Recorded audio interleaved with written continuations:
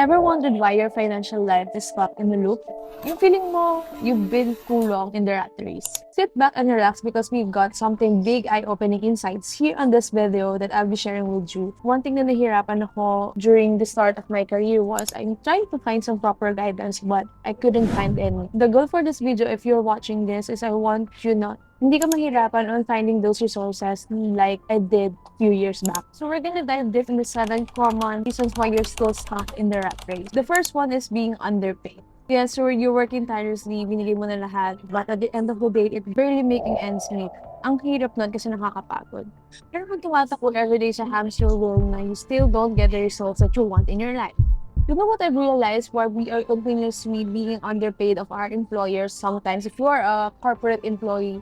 Because sometimes we're just too afraid to ask what we're worth. Just to give you a background, my first work was literally inside the office. I wake up early at 5 a.m., go to the office at 7 a.m. Pagdating mo, punta ng paperwork sa desk mo, and throughout the day, utos-utos pa si boss. Yan na, well, it's not bad, pero sometimes it goes out on the job description. One of the things that I've learned from those days of book, it's okay to say no. Be replacing things that do not matter. It's okay to say no sa mga words na hindi naman dapat sa atin. So, sabi nga, acknowledge. Imagine yung pumapasok ka ng ganun. Sometimes we over-deliver, but sometimes we need to really stretch the fine line. We need to really find the fine line of what we're worth in proportion of the things that we do. Yung alam mo, feeling na pagod ka ng alam ko pa ng bangko mo. Then after that, iisipin mo how could you pay your bills, paano yung share mo sa bahay. Most of the time, this leads to the nakakatamad na cycle. I personally call it no choice cycle. You see, when you're not paid with what you deserve, it can lead to financial frustration. And that's not what we're aiming for. Sabi nga ni Elon Musk, we are paid in direct proportion of the problems we solve. For me kasi, I want you to see money as this way. Money is just like a merit. Money is just like, as I always say, money is just a star of value. I asked myself during that time, ano ba yung problem na sinusolve ko? Maybe you could ask the same question to yourself as well. First question was, am I doing something that serves me and the people around me? Di naman sobrang laki ng sagot natin doon. I realized that time that the problem I was solving is the problem of my employers. It's a transfer of energy. Using my own energy, I solve the problems they have, and that energy is just translated to money in the form of salary. To answer the question, I'm still solving a problem. Is it enough? So when you're feeling undervalued, underpaid, gusto ko tandaan na it's not just about the money. It's about self-worth, your dreams, your future. And you have the power to change this. As Gen Z, we got all the time in this world to fail, to suck at something, and be good at something. As I always say, you can try a lot of different things, 100 different things at a time, and see where your energy goes and where your energy makes sense. At the end of the day, ang importante you find something that gives you more energy than it takes, then it's taking more energy than it gives. The second sign is living above your means. Have you ever wondered why nung mababa yung sweldo mo, kaya naman i-meet lahat ng bills and such, pero nung lumaki na, nagugulat ka, hindi na siya enough, sometimes nagkakautang pa pa and such. Kasi maybe you're suffering from lifestyle inflation. Baka you're living the champagne life in a beer budget. Trust me, I too get the allure of Instagram-worthy experiences. But it's super essential to be mindful of our spending. Most common reason why we always overspend is maybe you're playing the wrong game. Ano ba yung games na tinutukoy ko? The first one is status game. Oh, may new iPhone 15, may new laptop, may new car, and being present on all events as long as you can impress the people around you. And this becomes a very toxic cycle because you find yourself in a vicious cycle na you need to sabay even if you don't. Minsan kahit kung sa finances natin, the numbers wouldn't make sense anymore going to this event or buying this car, but you still push to have it. That's the culprit of your finances why you overspend. The other game I'm talking about is the wealth game. This is the game that you should play. Ito yung mga hindi nakikita ng karamihan. But this one give you a solid financial foundation that would set you apart in the near future. Could be a form of investment, self-help, pagbili ng libro, self-development, everything that contributes to a better future you. Now, I'm gonna ask you, what game do you want to play? Remember, money invested in yourself monetizes forever. Number 3 is relying on one source of income. Trust me, I've been there. Nung graduate ako, I had one job for the first 6 months and I decided that's not for me. Well, that's a good thing about being a Gen Z. We all got the time We got the luxury of time to fail and such and figure out what's the best for us, right? Based on my experience, nung nag-start yung career ko, 1 year after the nag-pandemic, I only had one job during that time, and we got another business. We opened a travel agency business. Nung tumama yung COVID, nawalan ako ng work sa corporate job ko, and at the same time, since it's a travel agency business, during that pandemic, alam naman nating lahat na nag-shutdown lahat ng travels. Imagine me having a true source of income na wala in a snap. It made me come to my senses na shocks hindi pala enough what.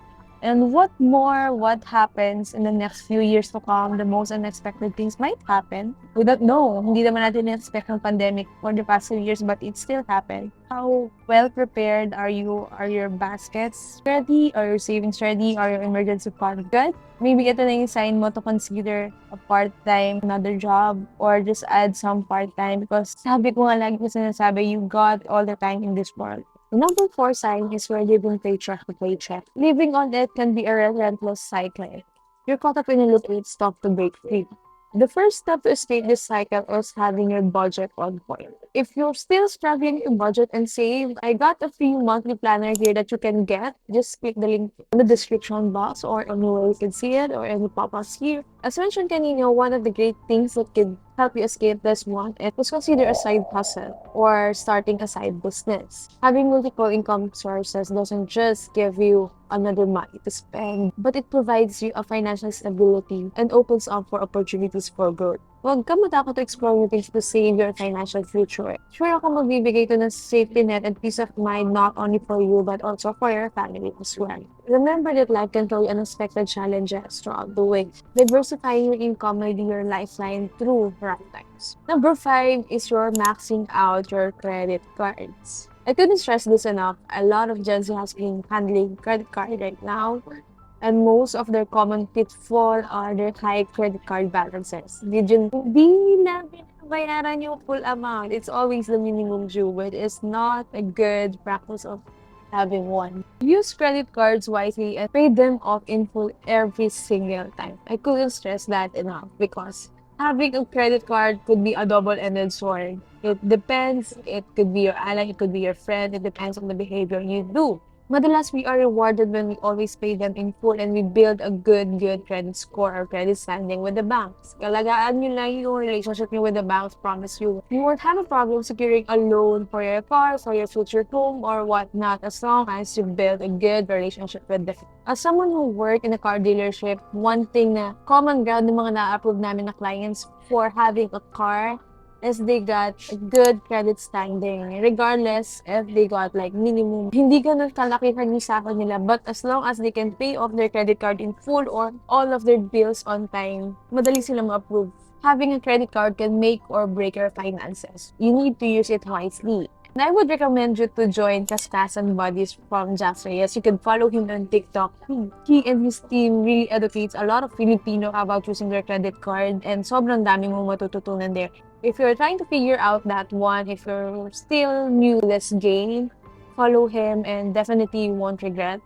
Number 6, this is the worst one, is you're ignoring financial literacy. Hindi naman may kailangan ng financial literacy, right? But I remember sa book na Think and Grow Rich, sabi doon, money without intelligence is money soon gone. Ignoring financial education can lead to poor financial decisions. It's crazy bakit hindi ito tinuturo sa school. So that's why this channel is created, to educate you on these things and learn from my mistake, learn from my colleagues' mistake, learn from other people's mistakes so you won't have to do the same thing, so you won't suffer the same. So if you want to set yourself apart from the 99% of people, invest in your financial knowledge. Buy books, buy courses, watch. Sobrang rampant na ng information now to not understand them very well. Keep in mind that only take what resonates to you, and you feel like hindi naman lahat ng nakikita natin kailangan natin i-trust, but you create your own due diligence of who are you listening to, and even huwag niyong i-take yung word before it. Always have your proper research on something if you want to start investments and such. I'm just here to guide, but I want you to create your own research too as well on things we will be discussing here in this vid. Understanding the basics of financial literacy can empower you to make informed decisions and help you ultimately escape the rat race. So if you find yourself neglecting financial literacy, remember that knowledge is power. I've seen a lot of people walk on the path of financial ignorance, and I don't want you to make the same mistake. Number seven is you're just following the trend. Baka you're blindly following the trend even if it's not your jam.